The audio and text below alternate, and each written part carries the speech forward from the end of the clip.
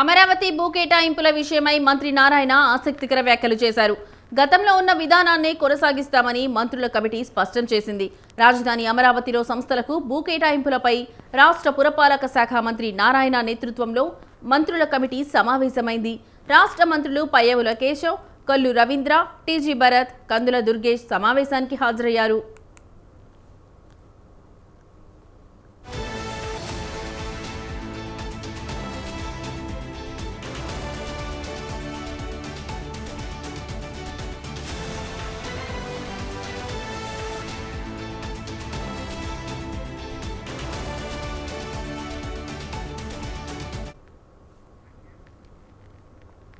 గతంలో 131 మందికి భూములు కేటాయించామని మంత్రి అన్నారు.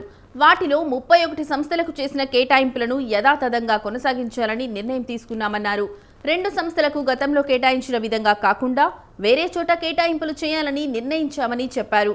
16 సంస్థలకు స్థలంతో పాటు పరిధిని మార్చామని మంత్రి తెలిపారు.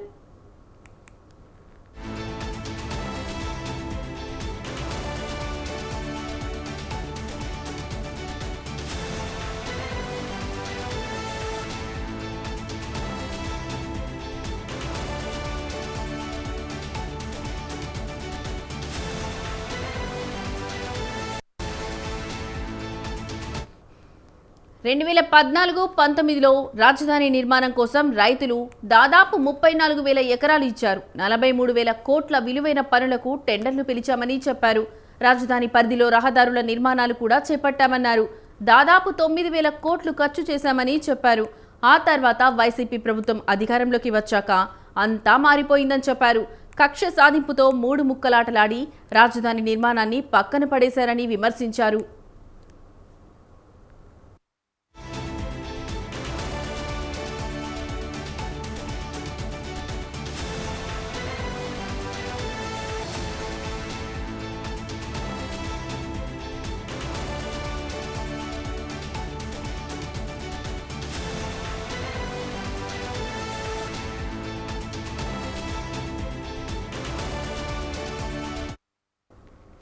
ఏపీ రాజధాని అమరావతి అని ఎన్నికలకు ముందు కేంద్రంలోని ఎన్డీఏ ప్రభుత్వం చెప్పడంతో అధికారంలోకి వచ్చిన వెంటనే కూటమి ప్రభుత్వంలో తాము దీనిపై దృష్టి సారించామన్నారు. దాదాపు 8 నెలలు కష్టపడి అనేక న్యాయపరమైన చిక్కులను పరిష్కరించామని చెప్పారు. 48,000 కోట్లకు టెండర్లు పిలిచామన్నారు. 2 రోజుల్లో అగ్రిమెంట్ ప్రక్రియ కూడా పూర్తవుతుందన్నారు. ఆ వెంటనే ఆయా సంస్థలు పనులు ప్రారంభిస్తాయని మంత్రి తెలిపారు.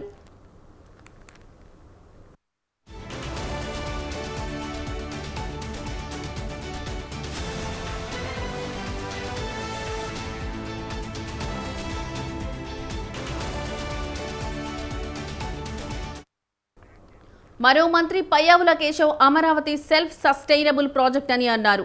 మెజారిటీ నిధులను సిఆర్డీఏనే సమకూర్చుకునే విధంగా ప్రాజెక్టును డిజైన్ చేశామని చెప్పారు. రాష్ట్ర ప్రభుత్వం నుంచి తాత్కాలికంగా సపోర్ట్ ఇస్తున్నామని, అది కూడా బయట సంస్థల ద్వారా రుణాల రూపంలో నిధులను సమకూర్చి ఇస్తున్నామన్నారు. అమరావతి నిర్మాణంలో భాగంగా ఖర్చు చేస్తున్న ప్రతి రూపాయి కూడా భవిష్యత్తులో అభివృద్ధి చెందిన తర్వాత భూములను అమ్మేసి అప్పులన్నీ కట్టే విధంగా డిజైన్ చేశామన్నారు.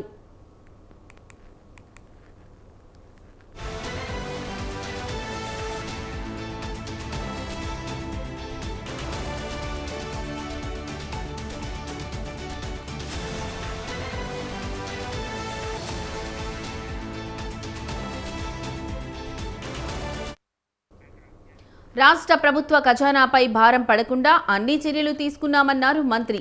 రాజధాని కట్టాలంటే లక్షల కోట్లు కావాలని మాజీ సీఎం జగన్ గతంలో అన్నారన్నారు.